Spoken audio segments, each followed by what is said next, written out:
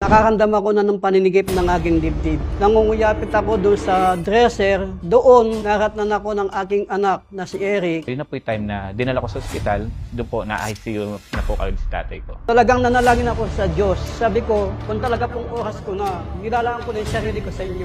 Nasundan po yung pangalawang atake. Yung pangatlong atake po, nandun po siya sa Magic Star Mall. Iba raw po siya nararamdaman. Ginawa po namin, unti-unti po namin siya dinala sa sasakyan ko. Hanggang sa, iba na po yung pakiramdam ko talaga at nataranta na po talaga ako. Kaya po sinugod ko po siya sa ospital. Malungkot ho. Hindi na kami yung dating pagbangon namin, sabay kami kakain. Kaya nalulungkot ako. Ako si Francisco Bondok, 67 years old, ng Lorma Tatalive, Tarlac City. 2011, nakaramdam ako na ng paninigip ng aking dibdib. Karoon ako ng komplikasyon sa puso dahil po sa lifestyle ko, dahil malakas akong kumain ng kanin at saka sa umaga hanggang gabi, mahilig akong magkape. Akala ko yung kape maganda sa katawan, yung pala pag sobrang kape, yun ang isa sa nagpahirap sa aking puso.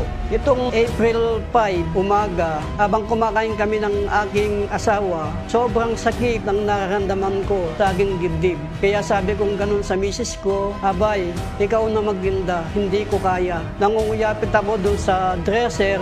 Doon, naratnan ako ng aking anak na si Eric. Nadatnan ko po si tatay, nakahawak po siya sa kanyang dibdib. So sabi ko nga, tay paano kasi hindi? Sabi ni tatay ko, magkapahinga lang ako. Sabi niya, ay hindi po maputla ka, iba yung pakiramdam mo. Sabi ko, dadaling kita sa ospital. So yun na po yung time na dinala ko sa ospital, doon po na-ICU na po kagad si tatay ko. Bali 5 araw ako sa Gerson sa pagkakakumpine. Doon, binigyan ako ng mga gamot para sa puso. Pagkatapos doon sa 2D echo, troponin I at saka ECG. Sa troponin I, ang heartbeat ng puso is 29 lang, pero yung cardiac marker ko is 1,234.